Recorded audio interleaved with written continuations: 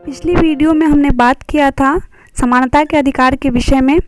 आज हम बात करेंगे भारतीय संविधान के भाग 3 के अनुच्छेद 19 से 22 तक के बारे में, जो कि स्वतंत्रता के अधिकार को वर्णित करता है, उसे अभिव्यक्त करता है। एक प्रजातांत्रिक देश के उद्देश्यों के अनुसार भारतीय संविधान में सभी नागरिकों को स्वतंत्रता के मौलिक अधिकार की व्यवस्था की गई है। इस अधिकार के तहत कुछ विशेष बातें की गई हैं जो कि सिर्फ और सिर्फ भारतीय नागरिकों को मिलती हैं। इस तरह से अगर हम देखें तो जो संविधान का अनुच्छेद 19 है, जिसके अंतर्गत व्यक्ति को 6 अधिकार प्राप्त कराता है संविधान, वो एक आधारभूत अनुच्छेद के रूप में हमारे सामने आता है, जिसमें बात है स्वतंत्रता के अधिकार की। इसमें जो 19, एक और बात याद रखेंगे कि पहले 1978 के पूर्व स्वतंत्रता के अधिकार के तहत 7 अधिकार मिले हुए थे, लेकिन जो संपत्ति का अधिकार था उसे 44वें संवैधानिक संशोधन 1978 के द्वारा संशोधित करने के बाद उसको यहाँ से हटा दिया गया है। तो अभी सिर्फ 6 अधिकार हैं स्वतंत्रता के अधिकार के तहत। ठीक है, तो बात करते हैं अनुच्छेद 19A के विषय में, जो कि वाक्य एवं अभिव्यक्ति की स्वतंत्रता की बात करता है। इसके अंतर्गत समस्त भारतीय नागरिकों को भाषण करने और अपने विचार अन्य व्यक्तियों को प्रसारित करने की स्वतंत्रता मिली हुई है। भाषण के साथ जो अभिव्यक्ति शब्द है, यहाँ जो हम देख रहे हैं वाक्य एवं अभिव्यक्ति, वाक्य मतलब बातचीत अथवा भाषण, एवं जो अभिव्यक्ति शब्द हैं वो काफ़ी व्यापक स्वरूप धारण किए हुए स्वयं में।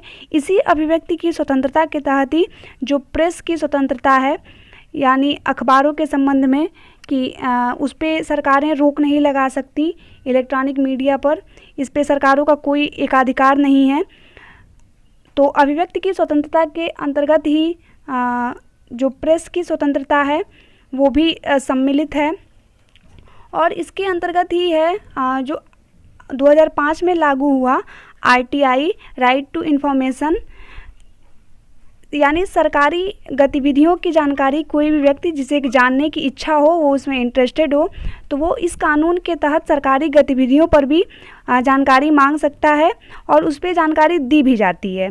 ठीक है, और अनुच्छेद 19A के तहत ही आता है व्यावसायिक या विज्ञापन की स्वतंत्रता, अर्थात कि इस तरह के विज्ञापनों का जो अधिकार है वो व्यक्ति के स्वतंत्रता के अधिकार के अंतर्गत आता है।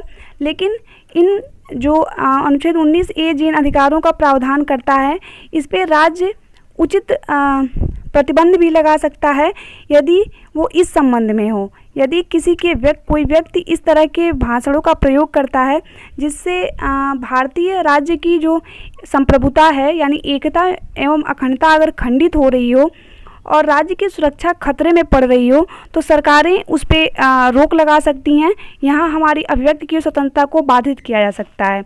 इसके साथ ही अगर किसी व्यक्ति के विचारों के वजह से, उसके किसी वार्तालाप के वजह से, उसके किसी क्रियाकलाप के वजह से किसी विदेशी राज्य से हमारे संबंधों पे भी अगर कोई खतरा उत्पन्न हो, तो वहाँ भी भारतीय राज्य व्यवस्था, शासन प्रशासन उस पर उचित रोक लगा सकता है। इसके अतिरिक्त ही यदि कोई व्यक्ति न्यायालय के किसी आदेश की अवहेलना कर रहा हो, वहाँ अपने विचारों का प्रतिपादन कर रहा हो उल जुलूल तरीके से, तो वहाँ भी अनुच्छेद 19A के प्रावधानों को प्रतिबंधित किया जा सकता है सरकार द्वारा। 19B बात करता है शांतिपूर्ण और निरायुध सम्मेलन के अधिकार के संबंध में। इसका तात्पर्य यह है कि व्यक्ति के द्वारा, नागरिकों द्वारा शांतिपूर्ण तरीके से सभा या सम्मेलन का अधिकार है, जिसमें वे अस्त्र शस्त्र न ले जाएं, मतलब शांतिपूर्ण तरीके से वो अपने विचार अभिव्यक्ति के लिए किसी सभा का आयोजन कर सकते हैं। लेकिन जो ये 19B है, इस पे प्रतिबंध भी लगाए जा सकते हैं, जो कि 2 विषयों पर दो आधारों पर प्रतिबंध लगाए जा सकते हैं। यदि कोई व्यक्ति किसी सभा में एकत्रित होकर भारतीय राज्य व्यवस्था के, भारतीय व्यवस्था के एकता एवं अखंडता, देश की स्वतंत्रता, संप्रभुता पे अगर किसी तरह का कोई ऐसा वार्तालाप हो जिसे देश की सुरक्षा खतरे में हो और अखंडता और एकता में बाधा उत्पन्न हो, और साथ ही अगर वे किसी ऐसे जगह पे सभा कर रहे हों जिसे यातायात के संबंध में, आवागमन में अगर कोई दिक्कत आती हो, तो प्रशासन को ये अधिकार है कि वो इस पर रोक लगाए। इसके साथ ही एक और व्यवस्था है जो आईपीसी की धारा है, भारतीय दंड संहिता, उसके अंतर्गत जो 1973 में एक संशोधित किया गया, उसके अंतर्गत एक और प्रावधान है कि यदि किसी के द्वारा किए जाने वाले सभा से किसी के जीवन के को खतरा उत्पन्न हो, किसी के स्वास्थ्य एवं सुरक्षा पर बाधा आए, या अर्थात सार्वजनिक जीवन में अगर कोई व्यवधान उत्पन्न हो, तो भी इस तरह के सम्मेलन को सरकार द्वारा रोका जा सकता है। और ये अनुच्छेद भारतीय दंड संहिता 144 के अंतर्गत ये बात थी। इसके साथ ही आईपीसी की धारा 141 के अंतर्गत एक बात और की गई है कि यदि कोई व्यक्तियों का संघ कोई सभा कर रहा हो जो कि किसी कानूनी प्रक्रिया के विरोध के संबंध में हो, किसी कानूनी व्यवस्था के खिलाफ अगर किया जा रहा हो, और इसके अतिरिक्त किसी की कोई सभा किसी के संपत्ति के पर कब्जा हेतु नियम विरुद्ध तरीके से की जा रही हो, या फिर कोई इस तरह का सम्मेलन हो जो कि किसी आपराधिक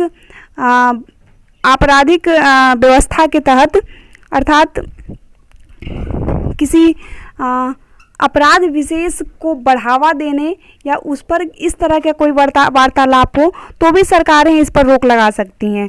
इसके अतिरिक्त अगर उस सभा का उद्देश्य किसी सार्वजनिक व्यवस्था का, किसी प्रशासन के किसी अंग का विरोध करना हो अलोकतांत्रिक तरीके से, तो भी इस पे रोक लगाया जा सकता है। 19(3) बात करता है संघ बनाने के अधिकार के संबंध में। इसका आशय यह है कि भारतीय नागरिकों को कोई भी राजनीतिक दल बनाने, किसी कंपनी को बनाने, कोई समिति हो, कोई फर्म हो, क्लब हो या संगठन हो अथवा व्यापार हो, तो इस तरह के संगठन बनाने की स्वतंत्रता है। लेकिन राज्य अगर कोई व्यक्ति या अथवा कोई संघ बनाने वाला इसके आड़ में कोई षड्यंत्र या देश की शांति व्यवस्था के साथ खिलवाड़ करना चाहता हो, तो प्रशासन इस पर रोक लगा सकती है। ठीक है। इसके बाद आता है अबाध भ्रमण की स्वतंत्रता, अर्थात इसके अंतर्गत भारतीय नागरिकों को पूरे भारतीय राज्य क्षेत्र में कहीं भी घूमने की स्वतंत्रता मिली हुई है।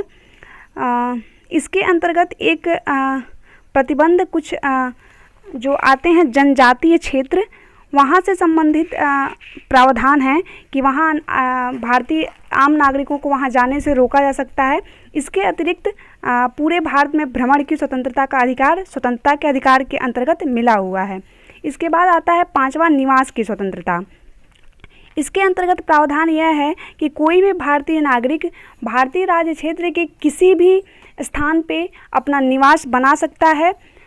लेकिन एक बात और है अभी, जो कि जम्मू कश्मीर पुनर्गठन अधिनियम 2019 के तहत ये प्रावधान लागू हुआ है। अन्यथा कोई भी भारतीय नागरिक जम्मू कश्मीर में ज़मीनें संपत्ति खरीद के वहाँ निवास नहीं बना सकता था, लेकिन इस अधिनियम के अंतर्गत इस प्रावधान को समाप्त कर दिया गया है और अब कोई भी भारतीय नागरिक किसी भी क्षेत्र में, कोई भी राज्य हो, कोई भी स्थान हो, वहाँ अपना निवास स्थान बना सकता है। इसके बाद बात है अनुच्छेद 19 के अंतर्गत वृत्ति, आजीविका या कारोबार का अधिकार। इसके अंतर्गत बात यह है कि संविधान ने सभी नागरिकों को अपने व्यापार की स्वतंत्रता दी हुई है, जिसके अंतर्गत वो कोई भी व्यापार करे, कोई टीचिंग करे, कोई सरकारी नौकरियों में आए या कोई अपना कोई व्यक्तिगत व्यवसाय करे, इस तरह की स्वतंत्रता मिली हुई है। लेकिन अब इसका तात्पर्य यह बिल्कुल नहीं है कि कोई स्मगलिंग करे, चोरी करे, तो यहाँ इन प्रतिबंधों को ध्यान में रखेंगे हम। ऐसी कोई बातें संविधान में लिखित नहीं हैं, लेकिन ये जनरल बातें हैं जो हमें जाननी चाहिए। अनुच्छेद 20 बात करता है अपराध के लिए दोष सिद्धि के संबंध में, संरक्षण के संबंध में। इसमें 3 भाग है। एक है कि कोई पूर्व पद प्रभाव कानून नहीं। इसका मतलब यह है कि यदि कोई व्यक्ति है और उसने तत्कालीन समय के कानूनों का उल्लंघन न किया हो, भले ही उसने कोई अवांछनीय कार्य किया हो, लेकिन फिर भी अगर उस समय तत्कालीन समय में उस दोष के संबंध में कोई कानून नहीं है, कोई दंड व्यवस्था नहीं है, तो उसे दंड नहीं दिया जा सकता।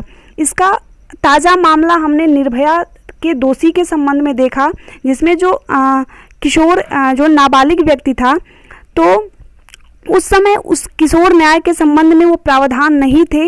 इसलिए अब फिलहाल तो उस संबंध में नए कानून बन चुके हैं कि यदि कोई व्यक्ति उन परिस्थितियों में भी अगर कोई अवांछनीय कार्य करता है, भले ही उसकी उम्र वो नाबालिग की श्रेणी में आता हो, फिर भी फिलहाल उसे दंड मिलेंगे। लेकिन उस समय जब उसने 2012 के समय में उसने वो अपराध किया, तो उस समय भारतीय दंड व्यवस्था में ये प्रावधान नहीं थे। उस समय की उसने अपने कानून का उल्लंघन नहीं किया था, इसीलिए उसने सिर्फ जो किशोरों के संबंध में जो व्यवस्था होती है, उसने 3 साल के सुधार गृह में काटने के बाद से उसने अब फिलहाल स्वतंत्र जीवन जी रहा है। ठीक है, तो यही वही प्रावधान है कि किसी व्यक्ति को उस समय तक अपराधी नहीं ठहराया जा सकता जब तक कि उसने अपराध के समय में लागू किसी कानून का उल्लंघन न किया हो। ठीक, इसके बाद आती है दोहरी क्षति की बात, यानी कि कोई व्यक्ति है तो यदि उसने कोई अपराध किया है तो एक अपराध के लिए उसे 2 बार दंड नहीं दिया जा सकता है। हम देखते हैं अक्सर कि कोई व्यक्ति कोई अपराध करता है, उसके बाद से उस व्यक्ति को न्यायिक अभिरक्षा में ले लिया जाता है, लेकिन काफ़ी समय तक वो कोई केस है तो अगर चल रहे होते हैं, तो जब उसके निर्णय आते हैं तो उस वक्त बात की जाती है कि उसे 10 साल की सज़ा होगी, 15 साल की सज़ा होगी, जो भी बात की जाती हैं। तो जो उसने सज़ा काट लिया है, जब से वो अभिरक्षा में है, तब से उस दिन को भी गिना जाता है। यानी कि एक व्यक्ति को एक गलती के लिए 2 बार सज़ा नहीं दी जा सकती। ठीक है, और फिर इसी में अनुच्छेद 20 के बाद तीसरी बात इसमें आती है, तीसरे खंड में, कि स्व अभिशंसन नहीं, अर्थात कि कोई व्यक्ति है, कोई अपराधी है, तो उसे खुद के विरुद्ध गवाही देने को बाध्य नहीं किया जा सकता है। ठीक है, तो ये 3 प्रावधान हैं किसी दोषी व्यक्ति के लिए जो उसको संरक्षण प्रदान करती है। अनुच्छेद 21 बात करता है प्राण एवं दैहिक स्वतंत्रता। इसका मतलब है कि जीवन की स्वतंत्रता और व्यक्तिगत स्वतंत्रता से इसका आशय है। इसमें कहा गया है इस अनुच्छेद 21 में कि किसी व्यक्ति को उसके प्राण या दैहिक स्वतंत्रता से विधि द्वारा स्थापित प्रक्रिया के अनुसार ही वंचित किया जाएगा, अन्यथा नहीं। तो अब यहाँ समझना है कि विधि द्वारा स्थापित प्रक्रिया क्या है। विधि द्वारा स्थापित प्रक्रिया भारतीय परिप्रेक्ष्य का उदाहरण है और अमेरिका में इसको विधि की उचित प्रक्रिया कहा जाता है। विधि द्वारा स्थापित प्रक्रिया मतलब कि कोई जो निर्णय हो किसी संबंध में, किसी विचार को प्रतिपादित करने के लिए, वो जस्ट हो, फेयर हो और रीजनेबल हो।